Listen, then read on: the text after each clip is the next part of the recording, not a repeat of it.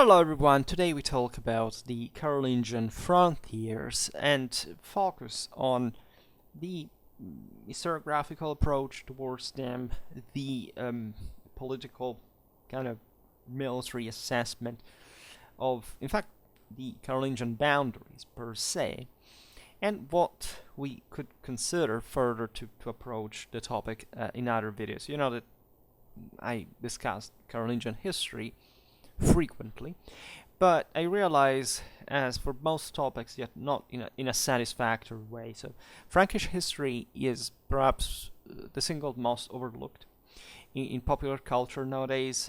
Some topics here and there, specific national realities, are a bit niche, etc. But say, in the bigger picture, when we look at the High Middle Ages, I think the relevance of the Frankish Empire is so great that in those relative terms there is no such a big overlook like the one towards them in this kind of strange pop culture that is emerging from essentially kids watching YouTube videos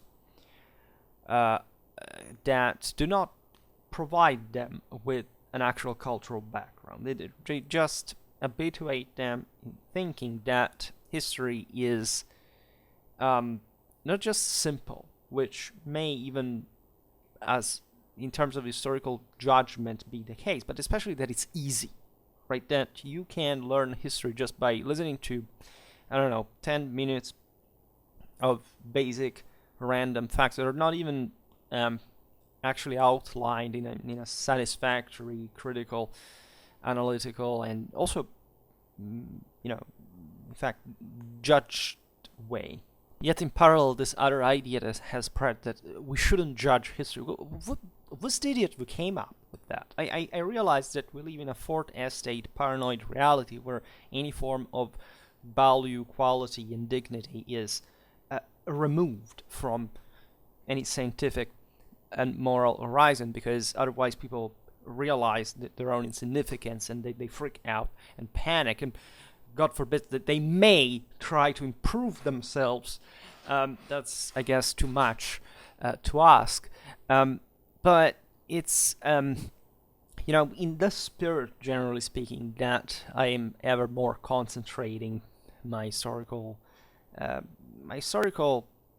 curiosity, first of all, insight, and also work, because probably you will start seeing now more frequently some of my work around, and you don't know who I am, but and I don't talk mostly about Carolingian history, telling the truth, but it's still like what I do on YouTube, aimed at a broader picture that I wrestle in creating, because it does require great effort that, of course, if you're not even an expert about a single topic or another, is even more difficult than what that job actually is. So I don't know whether I'll make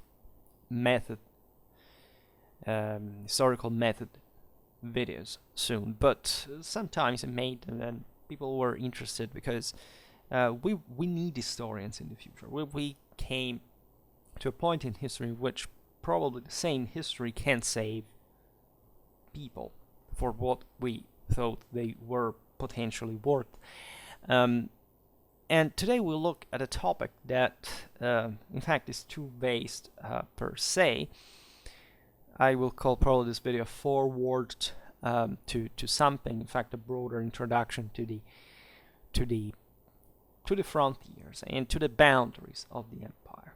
There is a proverb, actually a Byzantine proverb, that Heinard writes down in his Vita Caroli 16, that sounds like, "Have a Frank as a friend, not as a neighbor," which tells you all a bit what the Frankish mentality was. As I said, we really discussed, especially Carolingian imperial ideology, but also military culture, we'll probably keep making videos about the Carolingian military soon too, and we have also pictured how much the Roman legacy was alive as far as the universal dominion was concerned in the minds of the Franks, that were excited essentially to just repristinate the empire, and that especially believed it was their empire, Frankish empire, not a Roman one, even though the thing would change. We've seen it many times, Tonian times, where properly the Romanity of the empire was reaffirmed officially, formally, by default, by the only possible standard. The Franks of the 8th, the 9th century, I mean, these are very early times. Consider the Roman Empire was existing less than 300 years ago, and by the way, in the same places that the Merovingians and the Carolingians had established their imperial ideology. In fact, on the basis not just of the Roman Empire per se, but on a very specific Gallo-Roman reality that the Franks had married into, and rendering possible actually not the history of a people, but of a dynasty, and in fact of an imperial dynasty that would always maintain that scale of ambition, as we've seen often also for the later French history, the history of the French monarchy specifically, as a defining trait, right? And more, even, I presume.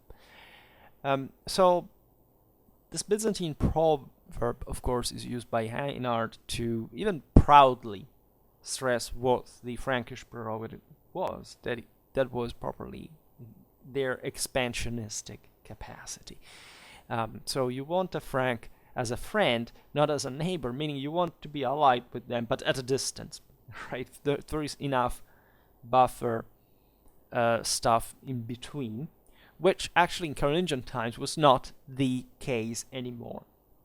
There's an old video that concerns the Justinian reconquest, but in function actually of the stemming of Frankish power.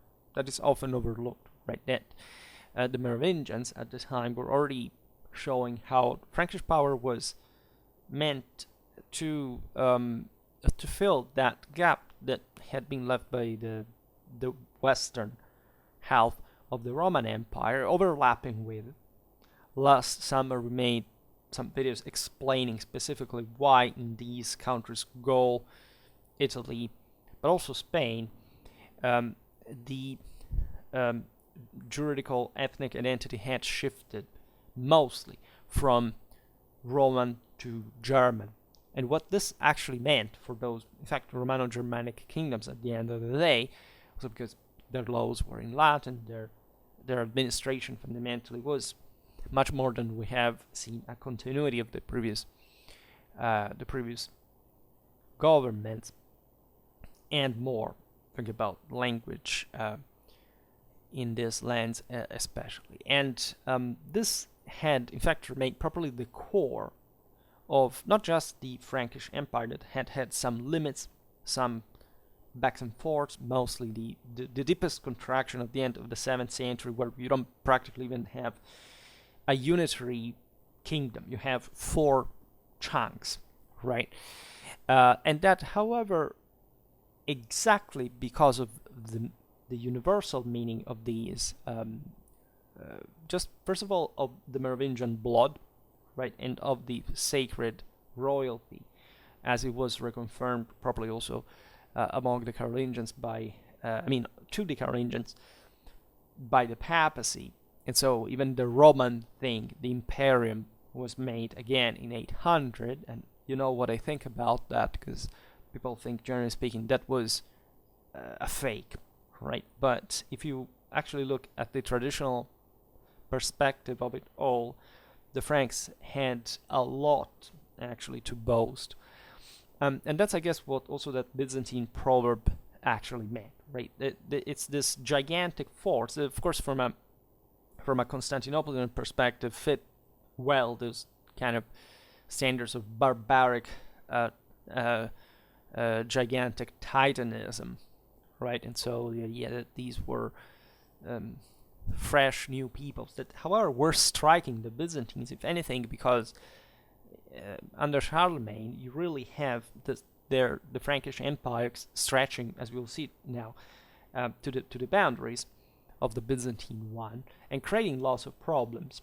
Not just, not much actually as a direct threat to the empire, but still acting on the subjects, so especially the frontier areas, especially in Central Europe, in southern Italy, and in areas that had historically been Roman to play in, or at least to be reconquered in that older imperial perspective that, of course, the Byzantines owned to the fullest. So the Franks as restless conquerors is not just a prejudice, a meme, a stereotype, an approximation. It's real. Today we will not talk about this specifically, but I made several videos about the causes of Frankish military power. And the Franks basically did only one thing, and I'm not kidding about this. They were somehow rude and primitive and backwards and illiterate. But they made war better than anyone else. And simply for the fact that it's literally the only thing they ever did. Right? And the entire imperial ideology, of course, revolves around this. Winning. There were many reasons for this. The particular Gallo-Roman Frankish background that in what we can start calling it as Francia, as a matter of fact, was a pretty interesting combination of several legacies that had made the synthesis. I made a video last year that is titled the Merovingian Franks, or the Merovingian, I don't remember what exactly, but as the spring of European civilization in this context, and the enormous manpower, especially a mediated one, because as you know, the Franks were strong in virtue of their elite. It was fundamentally a professional one from a military point of view, but backed in fact in a, at that point, quasi-feudal, vassalitic beneficiary, if you prefer, way, by this enormous amount of people that worked for them. This was a very specific, distinctive characteristic of Gaul, right? And I would say even more of the lands that made up what we call the Neustria, that largely overlaps with the former Roman Gallia Belgica, that had already been prepared, designed, these estates to supply the Rhine legions, etc., and that the Franks basically incorporated as almost intact and developed upon, carrying out even successfully, as you know, the colonization, the conquest of Germany, where the Romans fundamentally had stopped, and even though trying every once in a while to resume the Germanic conquest. And there's a lot behind this, because of course today we don't have time for that, but we've seen how the center of power was really properly a Gallic one, right? Austrasia was more like a frontier, but it still provided an important degree of, in fact, of manpower, military strength, even moral force. That doesn't matter how poor the Austrasians really were, but say kept fueling at least the military clienteles of this enormous Merovingian possession, and from which the same Carolingians would emerge. You know, that they were Austrasians, basically, and emerged from around Cologne, and were pretty well acquainted with the reality, especially of the Saxon frontier, and broadly speaking, this eastern one, also with the Slavs, with other Germanic subjects, telling the truth, that however were going a bit astray, whenever they could in an autonomistic sense. Think about the Bavarians or even the Alemanni, right? The Frankish Empire, as we know it, it doesn't even encompass in Hearthland other regions of very advanced regions of Gaul, like Aquitaine, for example, but mostly Francia and Burgundia, right? The Burgundian kingdom it was actually not a particularly powerful one when it was established. It was basically created by the Romans with the relics of the deportees, the refugees of the same Roman destruction of the Rhenish kingdom of the Burgundians, the one of the Nibelungen did. But perhaps in virtue of this constant need that the Franks had to reach the Mediterranean, the Rhone Valley favored dramatically this connection between Neustria and the Mediterranean, and was further integrated so much that when we look, in fact, at the Carolingian Empire, we're essentially talking about a Franco-Burgundian one.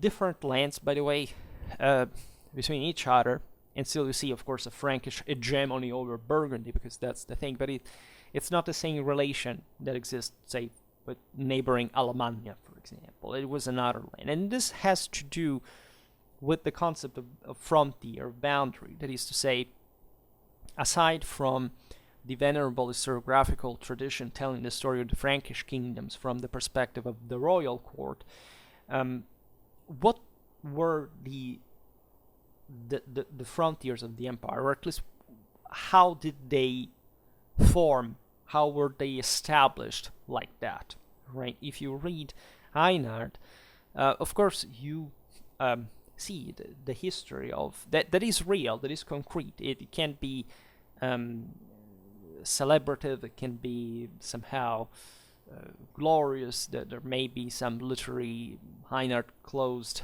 let's say, some eye, especially as a thanks to Charlemagne,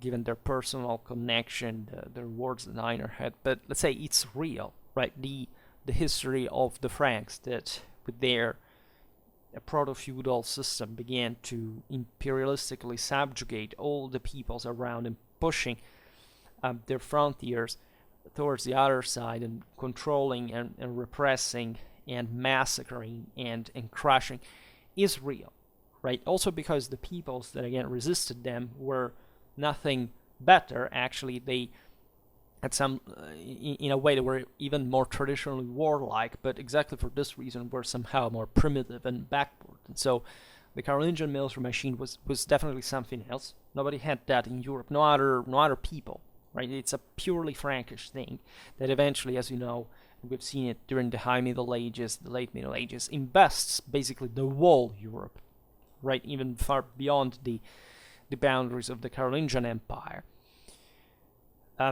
The point is, when we read sources like Einard, we question essentially what was the importance of the frontiers that are named in this historiography, just as in fact objects of conquest of some kind. Today I will not digress on, say, Merovingian or Carolingian historiography. We will see it perhaps better on other occasions, but the Franks were that ruthlessly and brutally methodic. Most of the annals describing what was going on politically, even eventually, in the empire were written by clerics who simply said something like they didn't even count the years of war anymore. What they pointed out, if anything, were the only years in which, for some strange coincidence, a military campaign had not taken place. So the history of the Carolingian Empire is one, again, of an incredibly continuous and relentless military activity, supplied by, again, this enormously populated and fertile Atlantic plains resources, for, again, molding, hammering down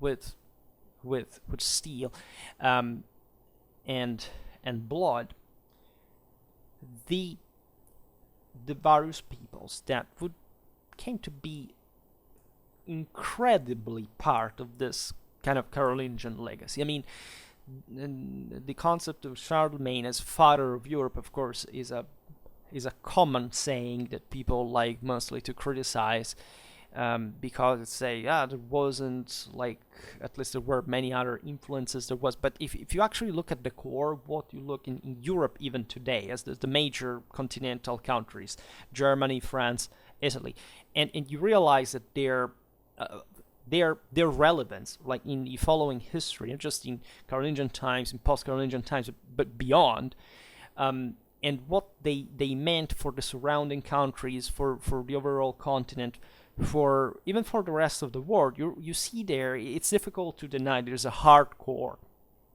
that stems from at least that frame that was provided by the Franks. Sometimes brutally, there is no doubt about this, but still successfully. And that's something that in an imperial perspective, as we've seen many times, is a bit like the ultimate ordeal. Because even though the Carolingian Empire collapsed, and pretty rapidly, right, and suddenly, and thus we also are a bit biased towards this kind of formalism, that is to say, let's think of what it meant. Like, there's a bit this giant complex saying, oh look, there is a big blob on a map from the 19th, from the 20th century, that it means big is cool, right? That's not the standards we have to evaluate powers there. Look at post-Carolingian Europe. Look at the for example, at monastic culture, manuscript production, the script, the administration, the literacy, the same empire, right? And as connective fabric of post-Carolingian Europe. Look at what this was during, in fact, the 10th century, the 11th. Kind of consider what Europe also was before the Carolingians. There is actually much that the Merovingians actually did that the Carolingians obscured, or at least, they appropriated themselves with, very successful in this way too, and realize what, say, by the 11th to 12th to 13th century, this hardcore Western Europe actually was, and what was able to achieve.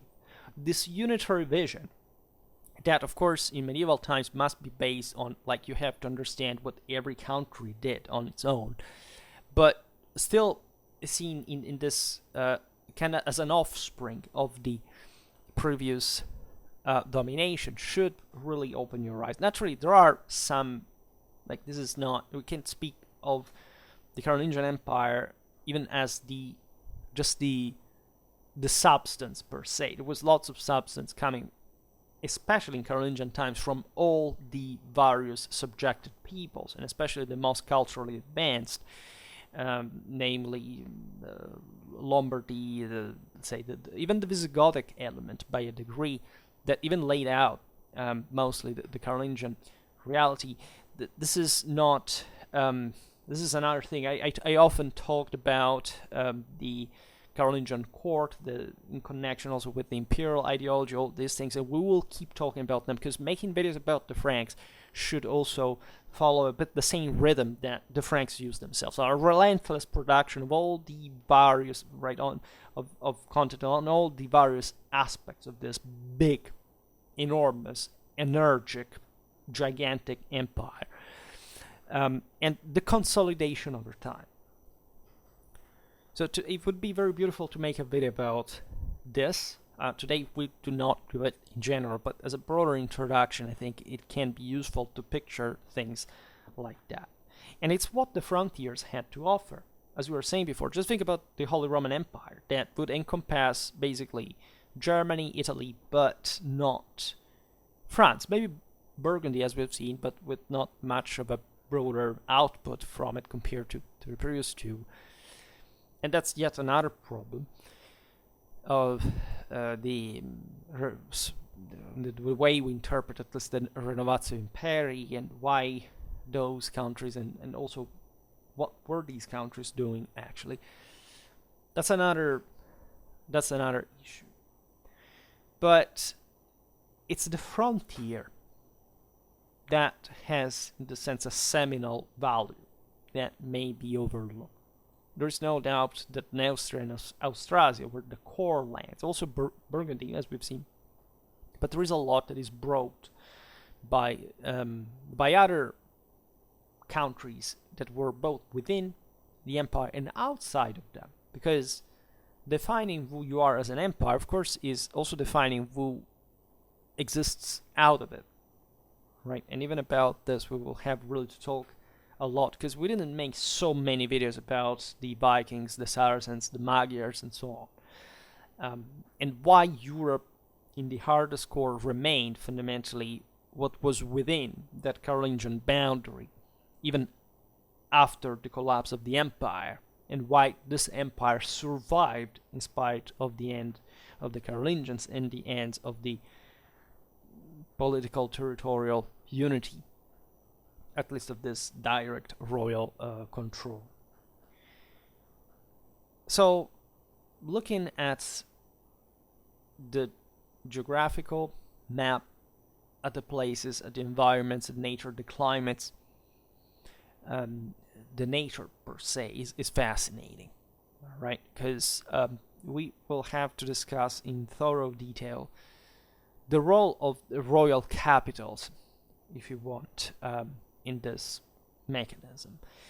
But it's impossible to talk about the Carolingian Empire without looking at the cliffs of Brittany or the high plateau of the Pyrenees, at the mountains of southern Italy and of the eastern Alps, or at the arterial waterways of the Danube and of the Elbe.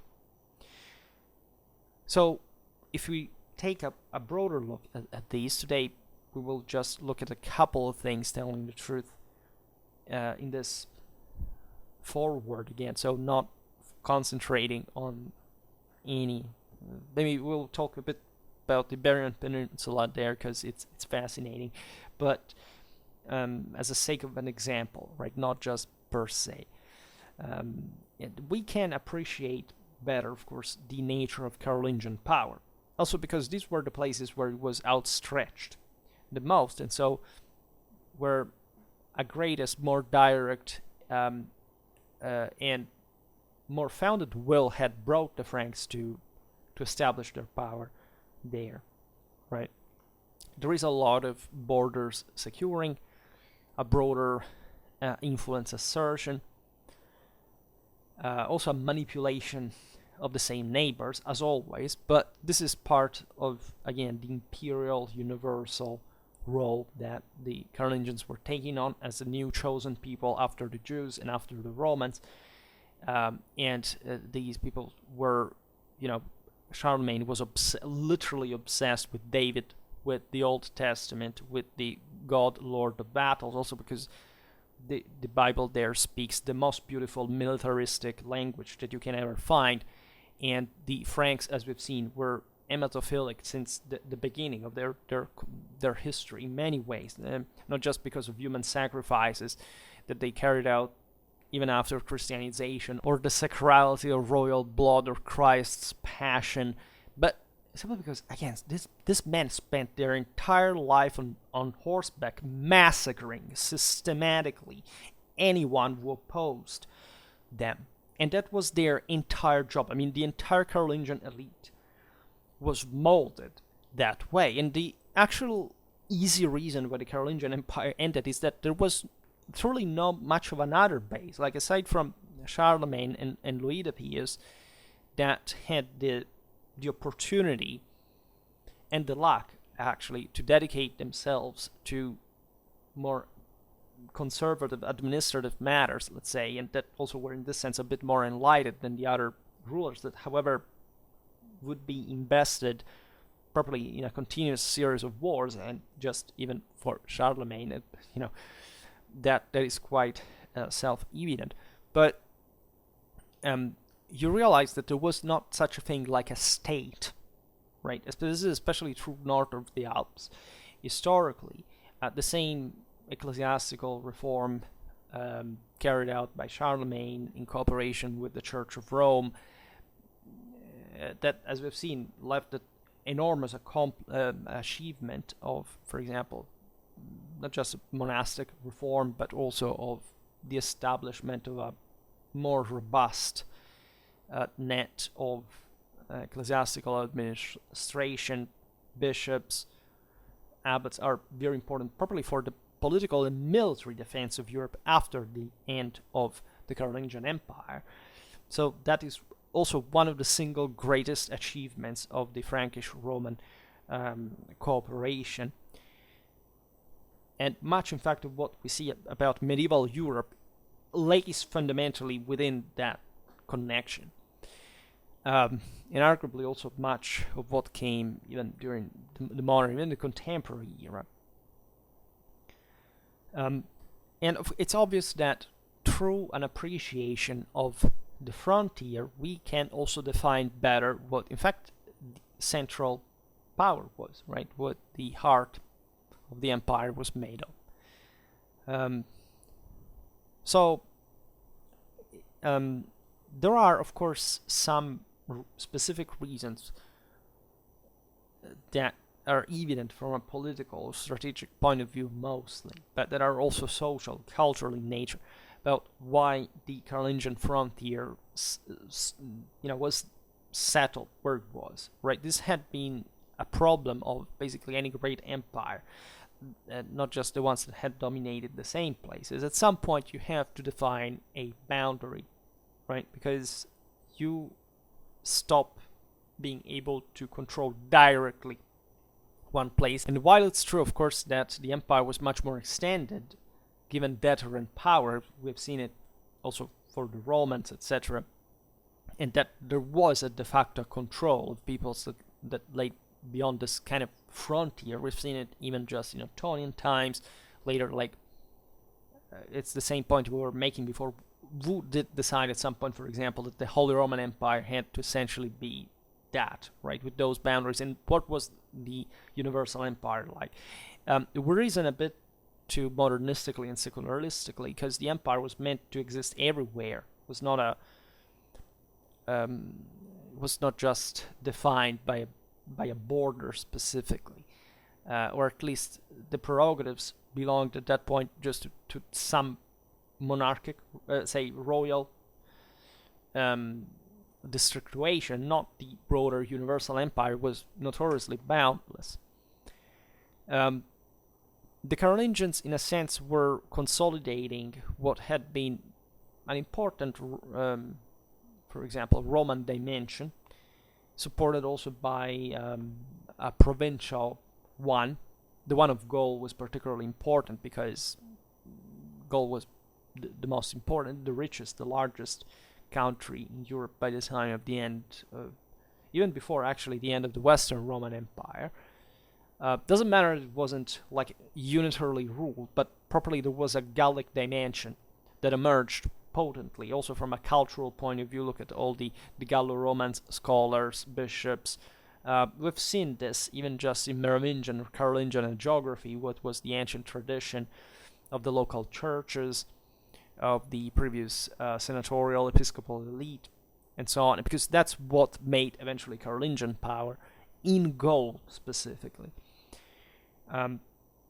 But already there is an expansion that corresponds to the general development also of other areas, right? In Merovingian times, Germany, for example, was not the same Germany of Tacitus times, right? It had been growing, it had been civilized, and it had been colonized, it had been even conquered, occupied, brought within a kind of more developed sphere of influence, generally speaking. Much of this had been carried out by the Romans, because what at least we start calling, like with Germany, was actually inhabited historically by non-Germanic peoples. Today's Swabia, Bavaria, also the Rhineland had been not just Roman, but in part they had belonged to Celtic populations before.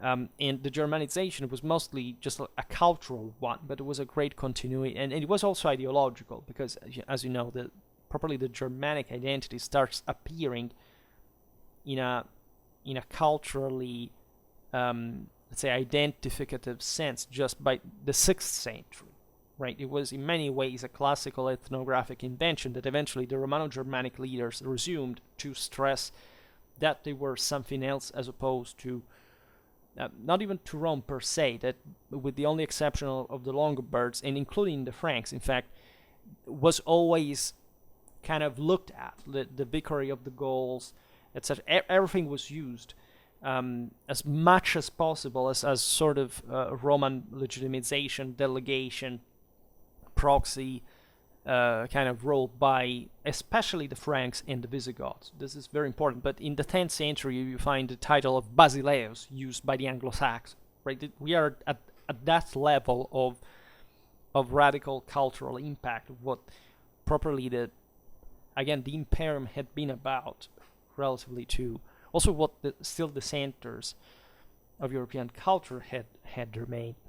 So there was all the problem of the Byzantines, of course, that's crucial in defining, especially in fact the southeastern frontier of the empire as well. But it's obvious that the Franks basically began to develop their empire mostly on a Romano-Germanic base, centered in Gaul, and especially on the Frankish kingdom, there was Romance from one side and Germanic from the other. So Neustria and Austrasia. Burgundy, there was also Romance, and then securing countries like that had been, as we'll see now, also previously controlled by the Franks, but then had this interesting history, the Alemanni, the Bavarians, that, yes, on the international scene sometimes presented themselves in different ways. For example, the Alemanni took a lot to Christianize, while the Bavarians did it quite quickly and even were Catholic without too many problems, even before the Longobards in Italy.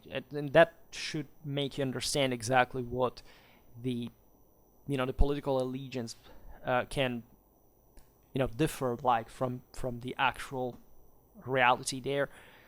Then there is Aquitaine, that is yet another Romance dimension that is importantly urbanized. This entire Occitanian area that was deeply Romanized and Roman, even though, again, even the allegiance there was, the identity there was more Visigothic, because they had been lands that had belonged to that kind of repartition, given that the Roman Empire had not existed anymore.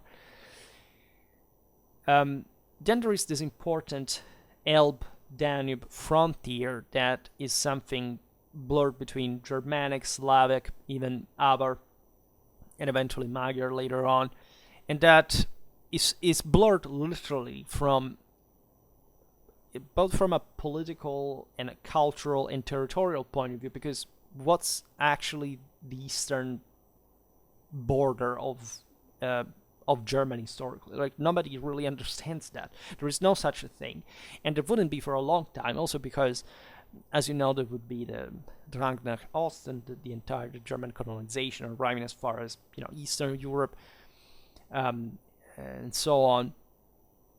But at least that happened later. We're still on the wake of this important consolidation of what the Carolingians accomplished was properly the creation of Germany as such, right? The idea that the Eastern Frankish kingdom starts consolidating. It's brutal, especially with the Saxons. We made videos about that. Is brought down in one of the most systematically brutal chapters in the history of mankind, but with an astonishing success, to say the least, so much that the Saxons are the ones who resume the Holy Roman Empire in a Christian sense, till the 19th century, at least not the Saxons, but still that Holy Roman Empire that we know it as such, right, in this approximation. The Carolingians accomplished what the Romans hadn't been able to accomplish. They finally conquer the entire Germany, and they maintain it for good in the empire. And a sort of Teutonic, this was born mostly in monastic centers as a classical concept, etc. But it starts being formed, in fact, by these feudal and lay and ecclesiastical elites. The concept of a country that is just as Western Francia would be France, approximately Eastern Francia would be Germany. And then there is this other vital chunk of the empire, without which such Romanity, such imperiality, and such universal ambition could have not been possible. That is the Longobard kingdom, in what at least the Franks believe that Rome is included, which of course the popes saw in another way. But the problem is that the church doesn't belong to anything earthly, right? So you can have literal control, as the Franks would have, of the city of Rome, which is the real point where the Byzantines say, look, Rome is lost to us, right? But as far as the temporal side of the story is concerned, the spiritual one being untouchable, right? And that's also where, of course, the distinction, as we were saying before, the space properly of the church in the empire as a ruler that was already quite present in the Frankish background, because it's fundamentally thanks to the ecclesiastical elites that a Merovingian dynasty is established, right? In Gaul, in this Gallo-Roman very advanced episcopal net, and that provides with, to say the least, an extreme amount of cultural legacy background. Again, the Longobard kingdom was light years ahead in anything civic, literary, administrative, urban, in terms of centralization to the Franks, right? I know there are still people who don't know anything about Longobard history. They just repeat like parrots what other people tell them. But, if they just read, say, books written in the last 70 years, perhaps, they would realize that these weren't at all barbarians, and actually were not just the most culturally advanced Romano-Germanic kingdom, but also the most successful from exactly this public statal point of view. And by that aforementioned time of the end of the 7th century, Frankish fragmentation, actually even the largest power in Latin Germanic Europe, and there is no doubt about that. So the Longobard kingdom had such a huge importance from the Franks that actually had always estimated the Longobards, because they had not compromised with, let's say, the national sense of Romanity, right? These were peoples that basically were ruling in the heart of Latin culture. They spoke Romance, they legislated in Latin, and so on. They were essentially that the continuity of that Roman dimension. But from as we've seen many times, from a political institutional point of view, they remained purely Germanic. That is to say, the kingdom of the Longobard never compromises by saying, we will use this term of we are a bit Romans, kind of like, because the Visigoths did it. The other, the same Franks in part adopted that sense of we are legitimized also by Rome. The Longobards never did this, and the Franks were quite, I would have to digress in this, because it's a very interesting concept of how this essentially Germans, especially also from a Frankish perspective, that Germanic was spoken at the Carolingian court until essentially the 10th century, would consider each other's accomplishment in that sense of, never giving in, right? And remaining to those standards that wouldn't bend to anything. And for this reason, Charlemagne, as you know, adopts the twin title of King of the Franks and King of the Longobards, and no other people in the empire had received the honor of being called, like, literally a kingdom, and being at least in their national reality. And so with Charlemagne literally becoming a king of the Longobard, there was no other kingdom. The Burgundians were not under a king. The Alemanni weren't. These were duchies. That's how the Franks had made them, right? Just like B-series subjects that the Franks as a stock ruled on. The Longobards instead were twinned. And the radical, obvious reality of this was that in order to be crowned emperors, that starts being fully affirmed since Louis the Pius times, and with this enormous increasing emphasis also on the Romanity, right, of this legacy, was to have a secure, firm control of Italy. And this was important because the Byzantines were still there, right? If it hadn't been for the Franks, the Longobards would have were about to seize Rome, basically everything. They had conquered almost the entire peninsula. Probably would have expanded in Provence. That, in fact, also in the Carolingian partitions was attached to Italy. They would have probably secured also their created some headache to the Byzantines in the Adriatic. That's which is exactly what the Franks would do in their wake as well.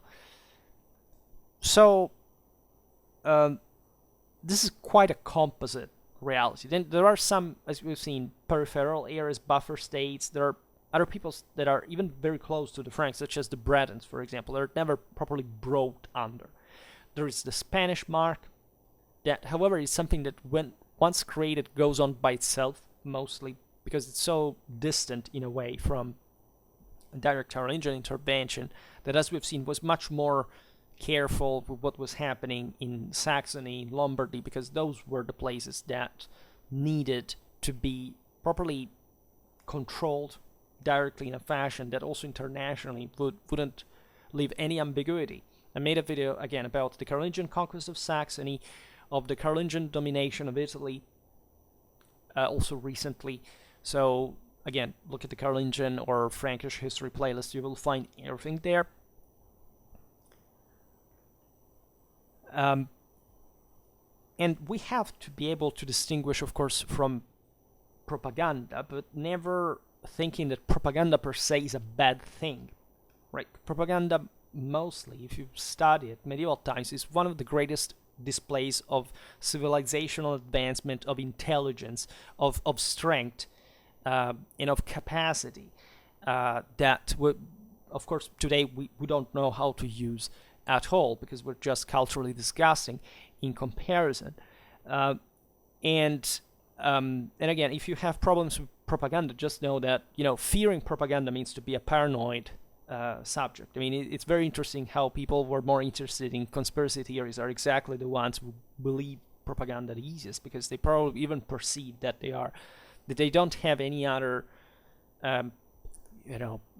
defense but by deliberating from reality and pretending to have a point where they're actually under the regime all the time. Whereas who use propaganda successfully is the real thing, right? And that's also how you win in practice. And when you look at the accomplishments of the Carolingian Empire, you have to look at these aspects as well. So the Carolingian propaganda, of course, has a lot to do with constant aggrandizement. It does really reflect this, if you want, even very primitive, direct, in fact, frank attitude that the Franks had towards just, we will have to conquer everything. Like, that's the thing, right? There is literally nothing else objectively within a power's horizon. And there are these glorious achievements, conquests, whatever. Every once in a while you notice a defeat. Not many, telling the truth, but still. Which is also normal, of course. And then you start realizing somehow, especially this is about Charlemagne, for a bit obvious reasons, what also had to be the appropriate and attainable boundaries of the empire, right? This is something that since, I don't know, think about Caesar's or Augustus' conquest, these were also the emperors that fundamentally defined the boundaries of the empire. Literally said, said that, look, the Rhine, the Danube, this is more or less what we should start reasoning like in terms of direct occupation, because we have to understand where something is too stretched. Right, and naturally it's not easy to get that, because you understand that the Romans conquered Germany, 20 years later they were kicked out. So this is a very delicate political issue internally. And unfortunately, we don't know too much about that from a Carolingian perspective, like the decision-making process from an occupational, probably strategic point of view, hasn't quite remained per se. These are things that unfortunately we can't reconstruct, if anything, because those who were in charge of it didn't, first of all, didn't know how to read nor how to write, but secondly, they wouldn't even need to left it written, because these were people who were just habituated to do it without having to cope, like mostly clerks, that creating this broadly ideological, edifying picture of the whole thing. There is a very interesting work, the Annales Mettenses Priores, that give us a propagandistic view of Charlemagne's imperial coronation, but also an explanation of what those boundaries of the empire were, right? This chronicle says that Charlemagne completed the tasks begun by Pippin II of Herstal of reconstituting, essentially, under direct Carolingian rule, all those territories which had once either acknowledged direct Merovingian rule or submitted to Merovingian hegemony.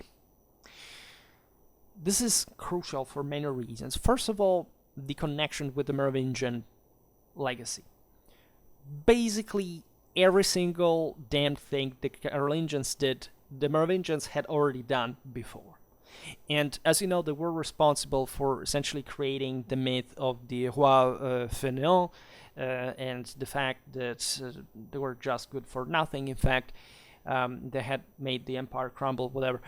But we have, and so that the Carolingians arrived and restored everything. In part it is true, but in part there's just a simple and direct continuity.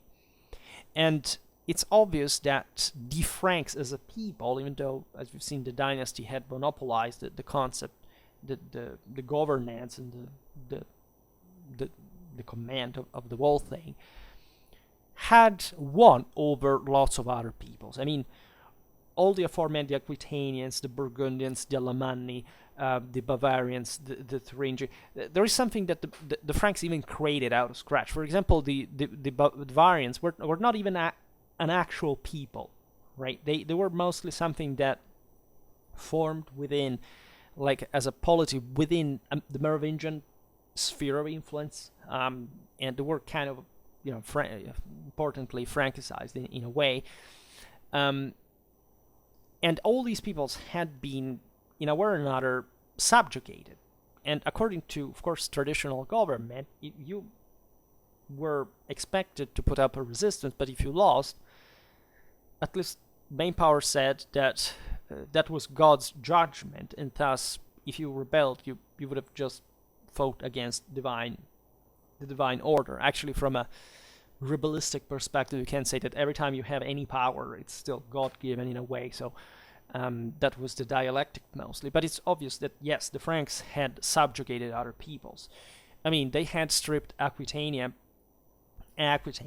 from the Visigoths, right, that had their original capital there. The Goths had maintained, talking about Toulouse, they had maintained eventually this strip of Septimania/Gothia in Gaul, but mostly, as you know, had then based the bulk of their kingdom on the Iberian Plateau with Toledo, and so making it properly a Spanish reality.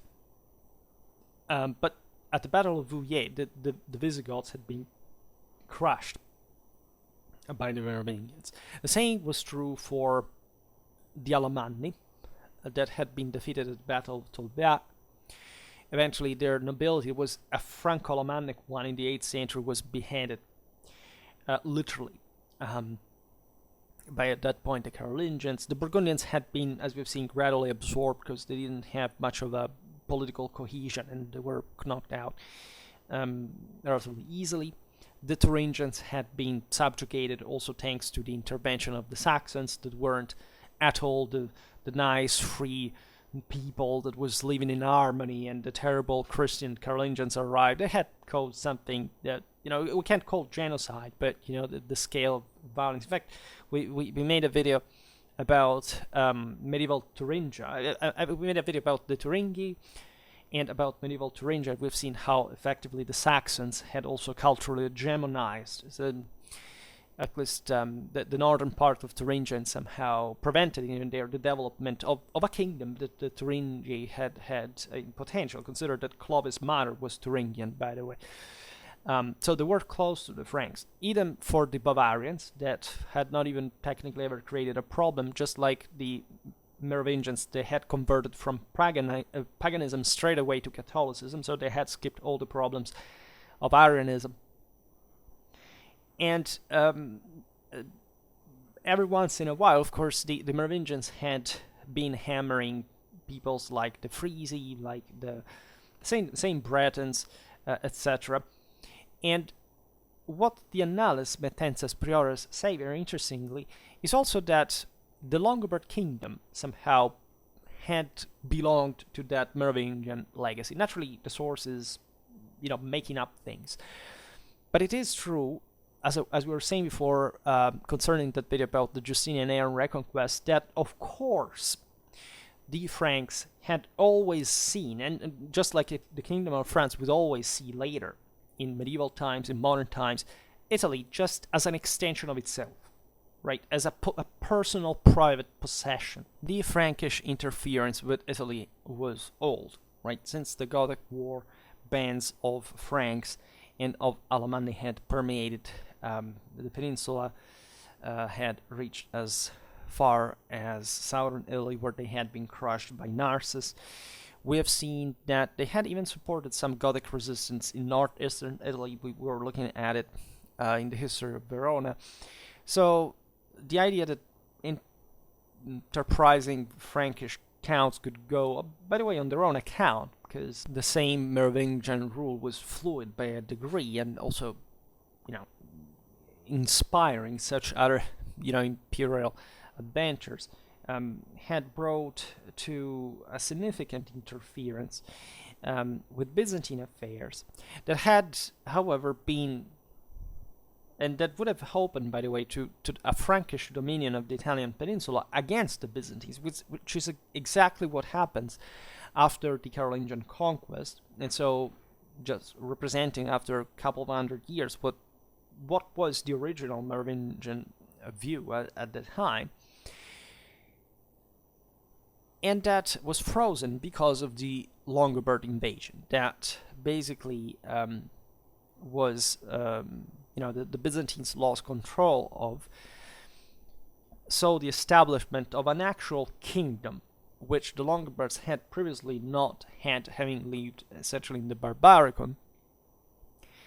And that even so, in the late 6th, in the early 7th century, actually an attempted destruction by a joint pincer movement of the Franks and the Byzantines combined.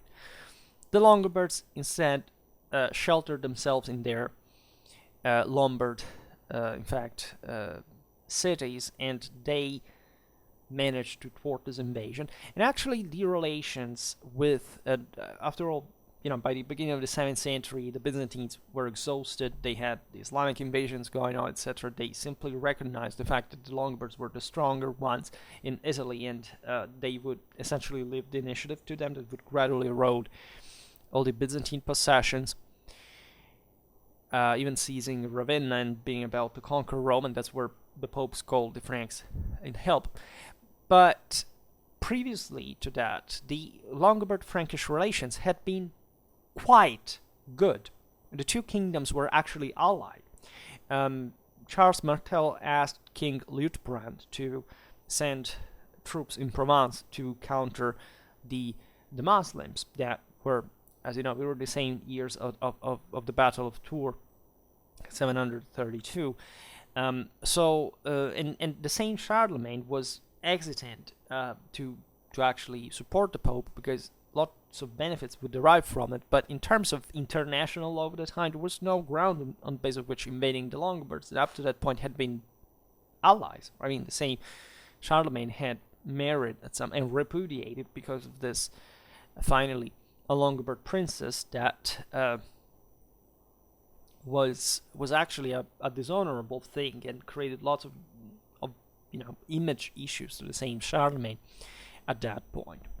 But it's meaningful again that the Carolingian ideology, of course, revolving around these conquests, was definitive, right? The Carolingians, in inspiring them, by blaming the Merovingians, as we've seen, for their idleness, they had actually inherited everything they had created. So there was an incredibly and profoundly conservative, in fact, nature, character of the Carolingian Empire and conquests as well. These were essentially territories that the Franks had already entered at some point, dominated in most cases, and they were just reaffirming ever more direct control on where possible after the dynastic succession.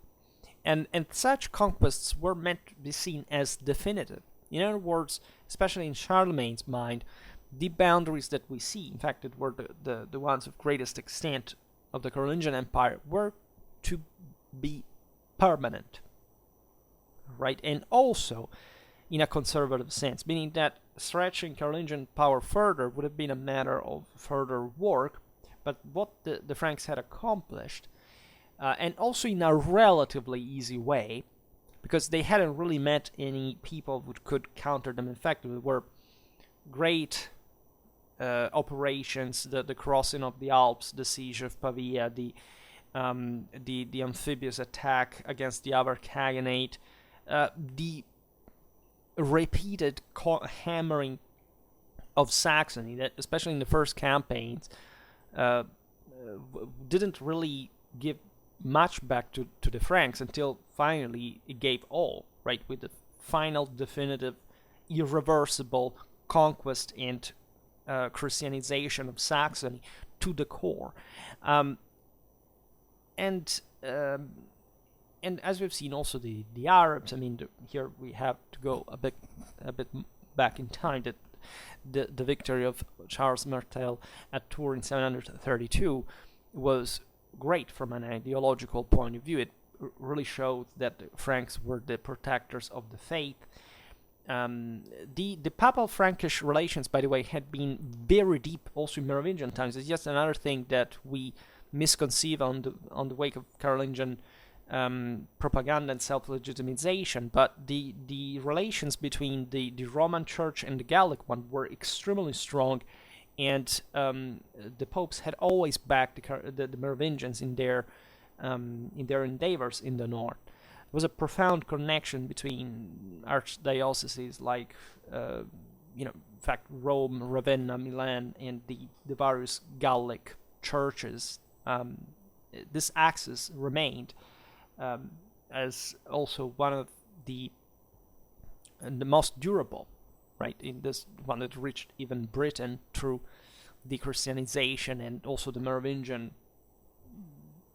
say, we can call overlordship, at least some Anglo-Saxon kingdoms were objectively Merovingian client states. That, as you understand, is kind of a northwest to southeast axis. It's just what practically controls, like a vector, not just this entire kind of western territory that is all basically Latin Germanic Europe, but also the Christian one, because eventually Spain is conquered by the Muslims. And that at the other end, at the end has basically the Celtic fringe, and from the other side has the Byzantines, right? So is quite oriented towards the further pressure against especially the Constantinopolitan borders, and the pagan ones not being particularly dangerous, because those peoples were just harassers, not much a threat, conquerors or whatever.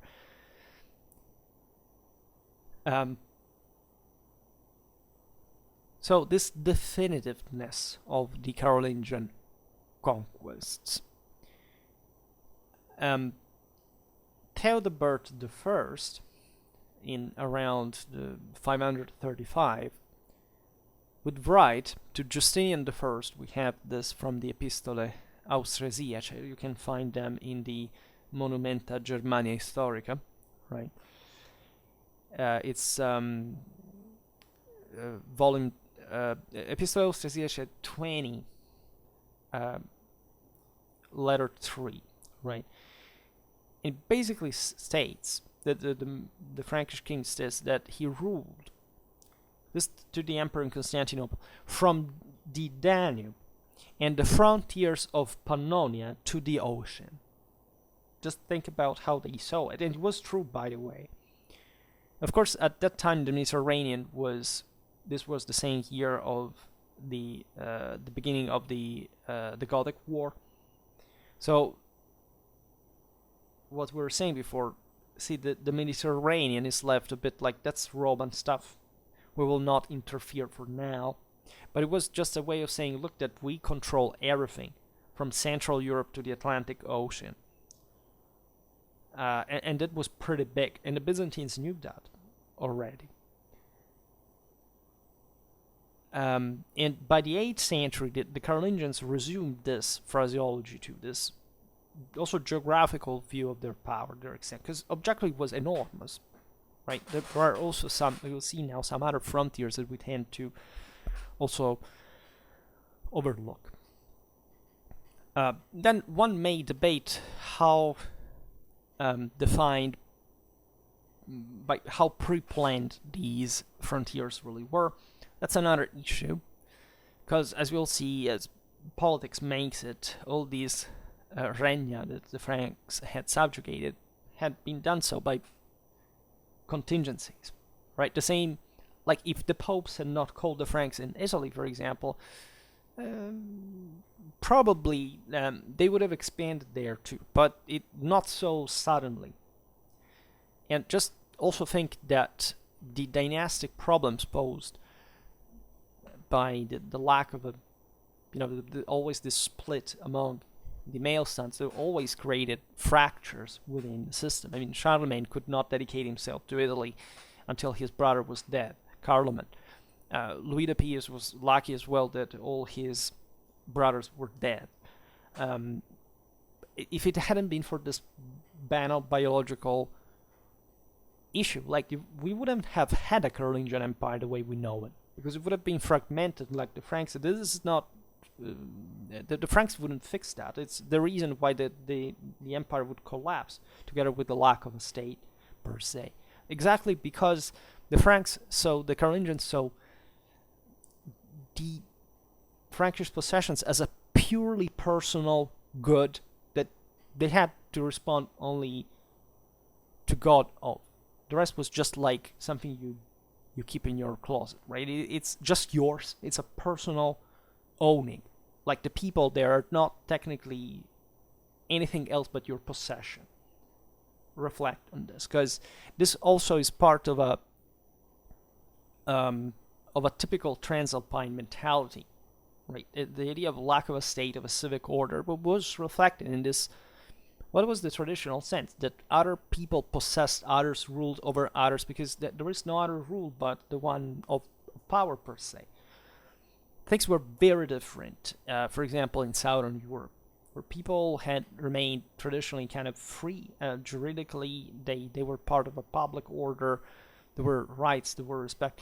The Frankish counts didn't even know how to read. Most of them, how could they really even develop something more legally structured? In Saxony, there were obvious reasons for the boundaries definitions. Of course, this land had to be conquered, and from the other side you had the Slavs that had first participated to the destruction of the Saxons together with the Carolingians, but that also were quite unruly. They would join later also the Magyars in the raids in Carolingian Germany. And so you needed essentially to fortify the Elbe frontier, also on the right bank, and to also launch raids, because it was not a merely defensive thing. The Franks were pretty much aggressive and offensively oriented. So the Slavic frontier during the 9th to 10th century, also the 11th, is one of the single most overlooked. It was one of the single most bloody, savage, wild, raw, and merciless theaters you could ever imagine, right? Because the Carolingians had basically no way to rule directly there, and these Slavs kept, raiding. They were doing essentially what the Saxons had been doing, because let's be honest, like the Saxons searched for it, to say the least. Instead, now they become the heroes of whatever the pagan tradition, even assuming people today understood anything about paganism, or the fact that it never existed, and that it's all part of the same universal imperial tradition that the same Carolingians embodied, and that the Saxons were just harassing the Franks since ever, with raids as deep as the Rhineland, and that's how you actually treat them. At some point, they don't want to stop massacres, deportations, forced conversions, and it did work, right? It was one of the greatest accomplishments in Western civilization, as a matter of fact. And the proofs, again, were in the same Holy Roman Empire as we were saying before. And that's Franco-Saxon legacy. If you look at Italy, we talked briefly about this in the video about the Carolingian domination of the peninsula, but you see that Charlemagne, for example, moves into Istria on the wake of the Lombard king Desiderius. The Longobards were expanding, as we were saying before, towards that Istrian Dalmatian dimension. The same is a bit true with the southern Italian frontier, with also the one that was the maritime one, that the Franks were pretty much a terrestrial power, but they controlled Corsica at some point. So just like the Longobards, and there, in fact, the previous rulers had already had to cope with the Saracen raids that were occurring, and later on they would even invest the southern peninsular part, even with fortresses, with reinforced permanent settlements, which the Saracens launched other raids, etc. Naturally, Istria was of crucial importance for the relations with the Byzantines, but also because they were technically was part of the empire, right? So the Franks wanted to assert domination on there. A very special mention should be made for Venice, too, in the siege of which, as you know, the son of Charlemagne and king of Italy died of malaria. But not only for the Byzantines, but for, in fact, the peoples that inhabited there, the Slavs, against which Longobards had always been fighting on the same frontier. And if you look at that video we made on the Duchy of Croatia, you can see exactly in this period what was going on, because, as we'll see now, that the Franks were also permeating Pannonia after the destruction of the other Khaganate, and so they were catching them a bit between two fires. But the Slavs were pretty, again, like on the Alp frontier, retreating in the forests, entrenching in their fort hills. So they are also some of the most radically brutal frontiers that you can imagine, because the concept, the Franks were actually very simple people, right? Whatever was opposed to them, they razed to the ground. And that's also, again, a very practical solution, and that's how definitive they wanted to be in that sense. And there were hot frontiers for a long time to come. In Bavaria, the Carolingians inherited from Tassilo, was the local duke and also cousin of Charlemagne, in 788, the Agilolfing's ducal claims to the hegemony over the Slavs of Carantania. We will talk about this polity, because it would be yet that frontier between Pannonia and Istria in a way. This is from the other side of the Alps, from a Bavarian perspective. Nevertheless, it already evidences that capacity of the Bavarians to colonize towards the east. The Agilolfings had quite old lineage, right? Some of them had also been de facto kings of Italy, but because they were Longobards, selling it for just a Longobard branch of the same. The Bavarian churches at this point were quite powerful, were already busy colonizing, converting. Was a bit of a wild frontier, so as we were saying before, there wasn't much of a broader order. If you look at some Bavarian ecclesiastical knowledge of Latin, it was pure fantasy. It's also pretty meaningful in the perspective of the very thorough and successful Carolingian ecclesiastical reform. But it's exactly that hybrid between the idea that, yes, an abbot is just like a lord like another, or a bishop too, for that matter, or almost. For the rest, he can conquer, colonize, found, etc. And plus, it has ecclesiastical immunities, because that's the greatest advantage that even all these monastic foundations would provide to the same lay lords that were the same people at the end of the day. I mean, abbots, Carolingian abbots, as you know, were pretty warlike. It was, again, you were an abbot or a bishop, but it was absolutely normal to have a family, children, whatever. Nobody had ever posed itself the problem, right? We will talk about this. I made a video about the correction of this custom during the Gregorian reforms, but the origins are also interesting, because before the Gregorian reforms, nobody had actually stated out pretty clearly that that was forbidden. It was just like saying, you intoxicate yourself with alcohol, whatever. So the idea of an ascetic lifestyle was reinvigorated later on with the definition of the papal monarchy, and everything was objectively more lax before, even to the detriment of the same administration standards. So we're not looking at dramatic powers, but they were infiltrating the softer Slavic areas in the southeast. Which of course sucked the Carolingians in them as well. We have seen in the video about medieval Bavaria how in the 9th century, say by the death of Louis the German in 876, these Frankish counts were established some 200 kilometers further east and south, in Pannonia, in Carniola, and in Carantania. That was the most important area in Germany. Right, the south was more developed. The Carolingians ruled from Regensburg, that was the old Ratisbona / Castra Regina, and they could just literally go down river and launch in their raids, just as they had done with the others. And again, there was not really like an eastern border, because you could just go all across what was essentially about to become the Hungarian plain, ethnically wise, but literally arriving to the Bulgarian Empire. There was no other power in between after the Avars.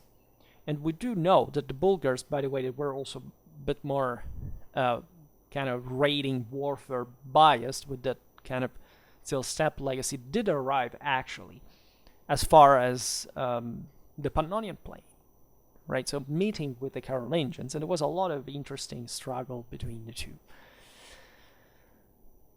We saw a bit of this in the video about medieval Bulgaria, if you're interested. There was the Spanish mark as well, down the southern flanks of the Eastern Pyrenees, that was established during the 9th century. And that evolved remarkably well, in part because Catalonia was much more of a Roman reality, was kind of more urbanized, literate. So when the Carolingians established the local counties, these began also to expand further on their own, mostly because they are on a frontier where the Islamic influence is very strong, but it's also like from the other, like the center of power is Cordoba, is from the other side of the peninsula. The Ebro Valley was a bit a thing on its own, and a lot of that kind of Visigothic identity had survived actually more there and in places like Septimania than even in the northern places like the Asturias or whatever. Just the other day I made a video about the origins of Navarre, Aragon, and the same Catalonia, by the way. By 885, when the colonizers of the Spanish mark were incorporated into the new County of Vic, the Western Frankish intervention, royally wise, in the affairs of this area had already ceased. And it's quite fascinating because it's as if they had been working on their own. We've seen it also in that video about southwestern Francia in the 10th century, that paradoxically the Catalonians maintained also longer range contacts with in fact the kings of Western Francia than say the Auvergnats, the Auvergnats, the Aquitanians, that were instead kind of more directly pressured by them, and were also a bit more feudal in nature. Because when we talk about Aquitaine, we often say, it was so Romanized and so urbanized, whatever, and people often confuse historical Aquitaine from the one that it was actually at the time. Because when we say Aquitaine, we're actually looking at the ensemble of historical Aquitaine that is on the Atlantic watershed. Burdigala, also part of that, was up to the Duchy of Gascony, they also made a video on. And the Mediterranean watershed, that was actually the very advanced one. Like, Aquitaine on the Atlantic side is not that Romanized at all. Of course, it was more in comparison to Neustria on the right bank of the Loire, but it wasn't that particularly close, for example, to Catalonia, that, say, Septimania Gothia, of the areas of Toulouse, Perpignan, Carcassonne, etc., were historically. And those areas were way more Romanized, were more literate, more urbanized, and less, in fact, privatized and feudalized than the north. And that's where, as we've seen just the other day, that also, in fact, a better administration had somehow survived even the fall of the Carolingian Empire. So the Carolingian heartland was notoriously, as we were saying before, Austrasia and Neustria.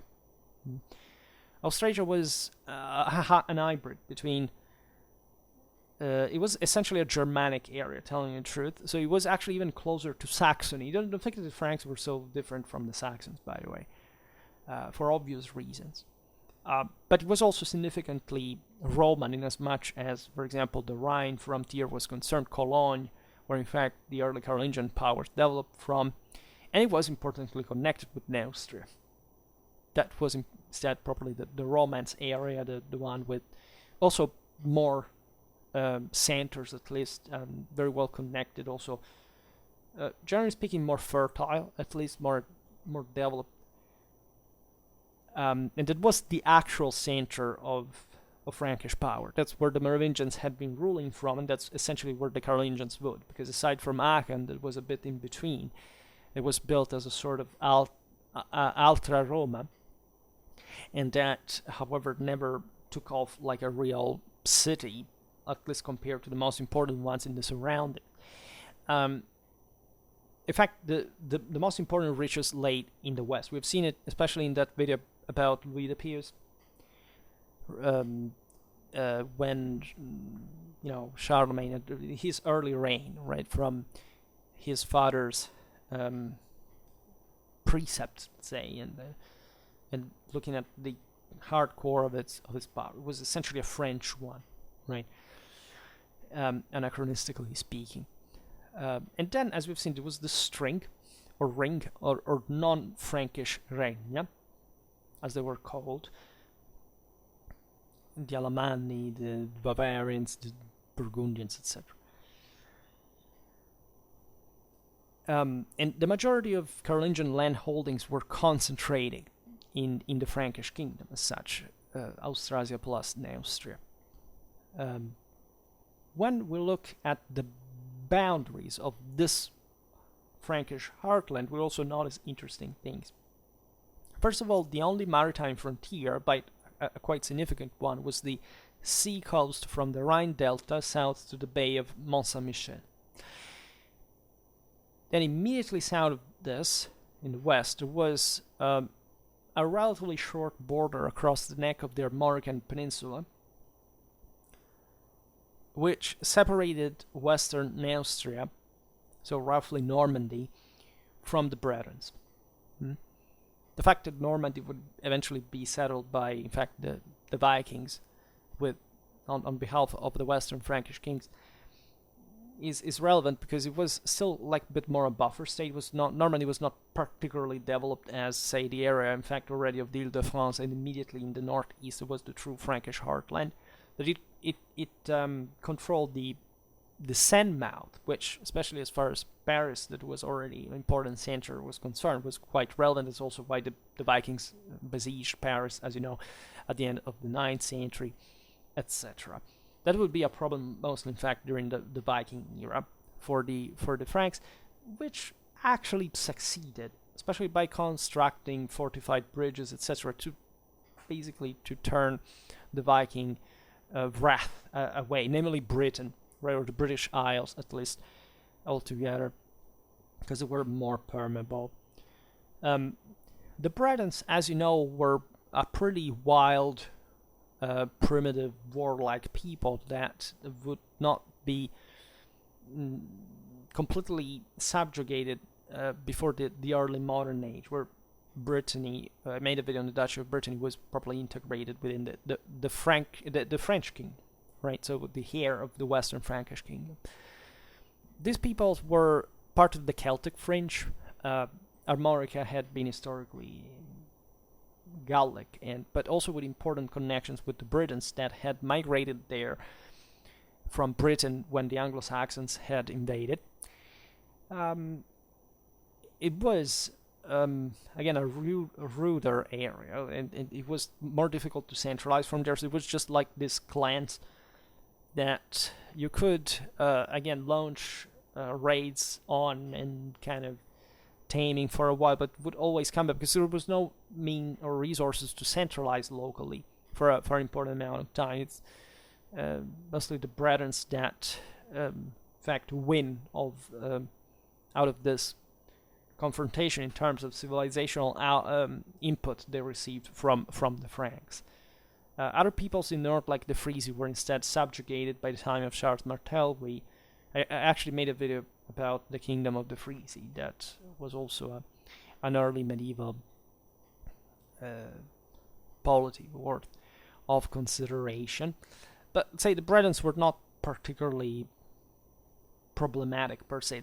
The fact is that they were very close to the Frankish earthland, and so they're always like a thorn in the side. And but if you follow the Carolingian military chronologies, you know that, as we've seen, every year there was an expedition, and sometimes it was, let's go tame a bit the Saxons, and then a bit the Arabs, and then a bit the Bretons, and a bit the Longobards, and so on. Because it was really moving men across this corner. Consider that the same goal is huge, right? So it's a very composite land, and itself is a huge frontier aside from the Frankish earthland. For the rest, however, the Frankish so-called Kerngebiet was insulated from the ravages of raiding by, as they were called, extere gentes, so literally external foreign peoples.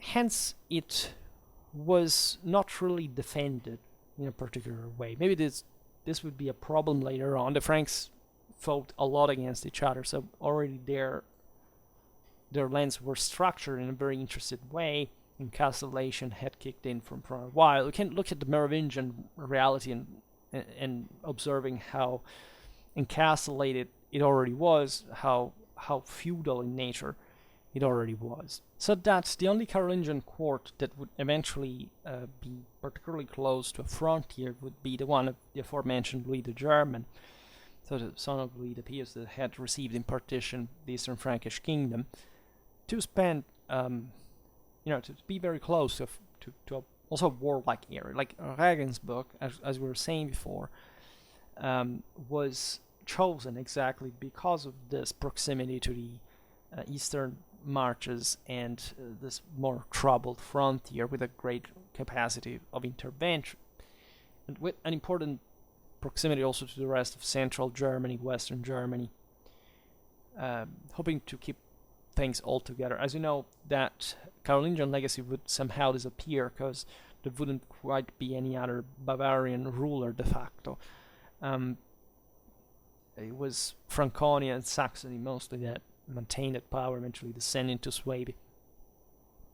But aside from this, again, I made videos about Austria and Bavaria, so you can look at how powers shifted, and how the eastern marches would become even more important with Austria, right? Even than Bavaria, historical. The Ottonian Empire owes a lot to this frontier position, especially the Eastern Frankish Kingdom, that turbulent Slavic and Magyar frontier, as you know, that was threatening to destabilize properly the Carolingian government in Saxony, in Thuringia, in Bavaria, where it was possible for them to succeed in essentially making that area collapse, political institution. But eventually the Eastern Frankish Kingdom had the resources to strike back. And this is interesting because it's also like the story of the Western Franks, the history of the Longobards. In all the post-Carolingian kingdoms, you have the same thing. That eventually this Carolingian reality slowly but growing and managing to simply eventually overwhelm even the prior enemies. In many ways, you have the Western Franks invading Britain, right? Even in that kind of Norse perspective that the Anglo-Saxons had somehow acquired.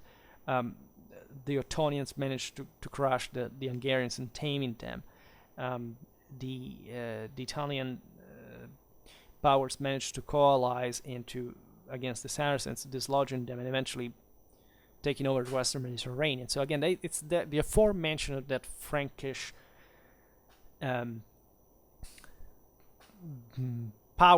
core of power that was inherited from these very deeply ingrained structures that the Carolingians had managed to install, even in countries again that had not been previously part of the Merovingian dominions. Aquitaine, Bavaria, Thuringia were all important. They function a bit like buffers. As we were saying before, the most important accomplishment of Charles Martel with the Battle of Tours was not much the defeat of the Muslims per se, but actually the seizing of the entire Aquitaine that the Franks had not accomplished since Clovis' times. And that brought literally that entity to decline, though it was the most powerful one in Gaul by that point, autonomously with the local dukes. Right, the Muslims managed to crush them, and the Aquitanians to ask help to the Franks, and then the Franks arrived, seized Aquitaine, and they won over both.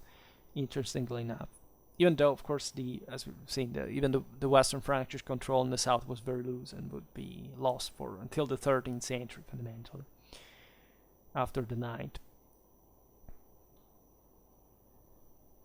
This aspect of the distance is covered by the Carolingian army. Perhaps we will describe better in a video about Carolingian logistics, like how did the Frankish army work, right? The entire kingdom revolved around these posts where the local communities had to stock forage, arsenals, etc., to literally allow the armies to pass, to be supplied, etc., and it worked magnificently, to say the least. Again, the operations of the Alpine crossing, the Danubian expeditions are some logistical masterpieces, right? You can't talk, because of the art of the time, of war of the time, I mean, of military geniuses, or at least if they were, they didn't have quite the chance to shine in the way they would have in times of more structured armies. But I mean, the organizing skills of Charlemagne were nothing short of extraordinary, to say the least.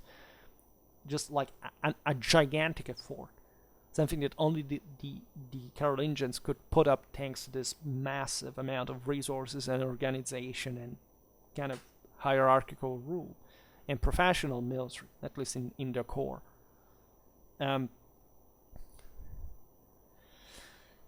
So whichever frontier we look at, it was different. It may seem banal to state, but whether landward or maritime, inherited or with or without adjustment, all these borders, we can call it like this, were something on their own that the Franks had to dedicate themselves, particularly with particular care and dedication and personalization in a way. And so we cannot just generalize. These countries were all different. I made many videos explaining the hardcore political, social differences between Francia, Germany broadly meant, the Longobards Kingdom. So they're all very different, and for different reasons that must be appreciated. And the Carolingian leadership seems to have been particularly careful, very aware of the wall, right? And they had a real, given that they were again going back and forth all these lands for multiple times in their lives, fighting there and real attesting the ground and the people inhabiting there. They knew very well what the whole thing was about. Considered a world without satellite pictures, without they knew how to visualize everything perfectly. There is an iron logic and coherence in the way the Carolingians handled their territories under their rule. So we can look at some brief areas, and specifically the Iberian Mark, I think, is quite fascinating, with a partial reference also to Italy. We look at 810,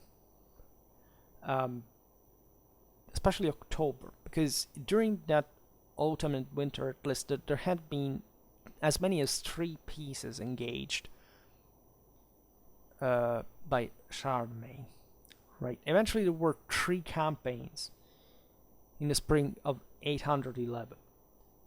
In October, Charlemagne reached agreements with both Al-Hakam I, that was Emir of Cordoba, and the Byzantine Emperor Nicephorus I.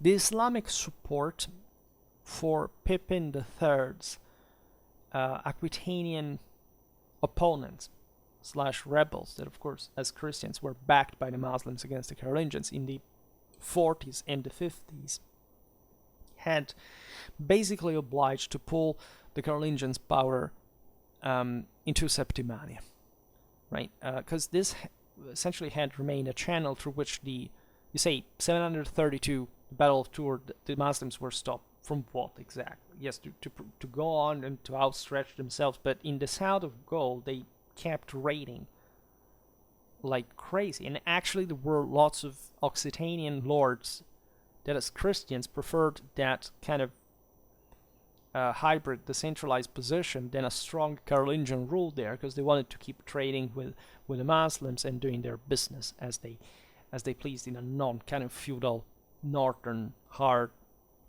and harsh Carolingian fashion.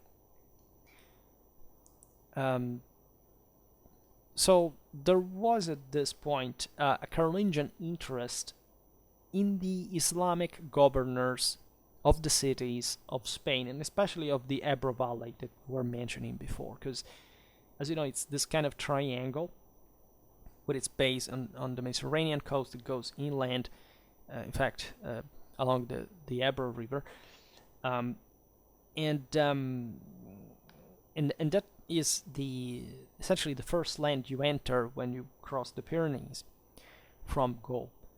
And given that these Islamic governors were very distant from Cordoba and they were historically very difficult to control, it was from the center. It was important for Charlemagne and for the Franks, since from a long time, the video about the Duchy of Gascony is very eloquent about this, because there had always been a lot of Frankish proxy interference in Spain since Visigothic times.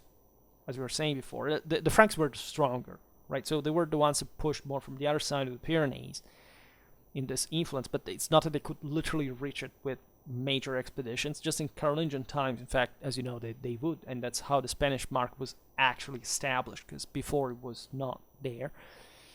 Yeah, because otherwise the Arabs had already hegemonized it, so the Franks kept pushing, right? That's strong, and that's why the frontier is quite important. And the objective was obviously winning these governors over on the Frankish side, right?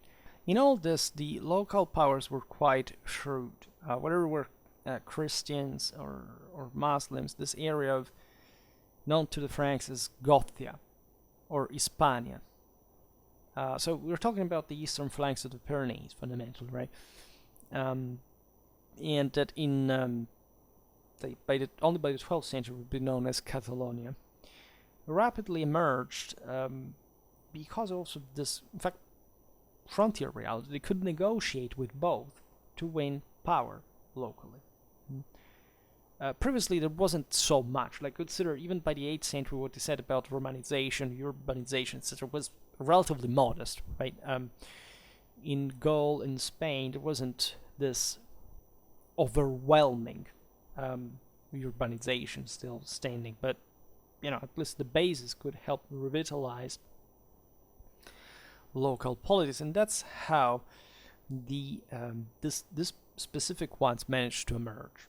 First of all, consider that there were the Basques in the mountains, the western end of the Pyrenean chains, that instead didn't like the state of things. I mean, they exploited themselves, the Carolingian lordship, to their own advantage, but as we've seen, they were a bit more like a completely different world, warlike peoples inhabiting some of the most savage, brutal, and primitive parts of Europe.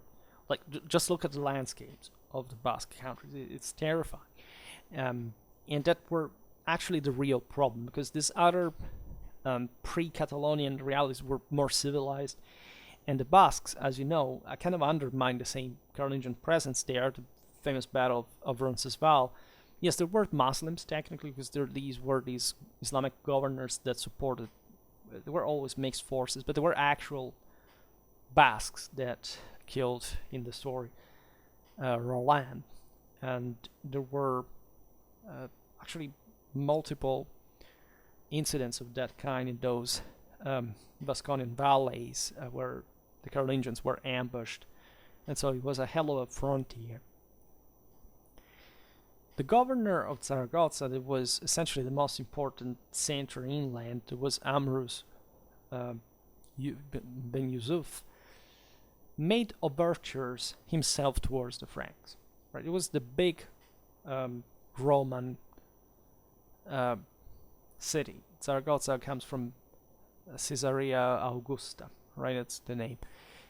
And it, again, as a main center, it controls some fertile ground around. It has surplus to sustain that kind of government, and it's essentially, again, also from Cordoba, the most kind of important point of reference for the northeastern frontier. So opening to Charlemagne could aggrandize the position of the local ruler.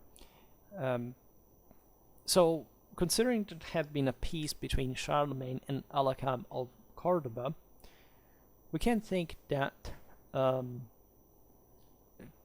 together with the return of a noble Frankish hostage in the diplomatic exchange, the Franks were managing to affirm an important presence in the area. At the same time, the Franks were negotiating with Emperor Nicephorus I,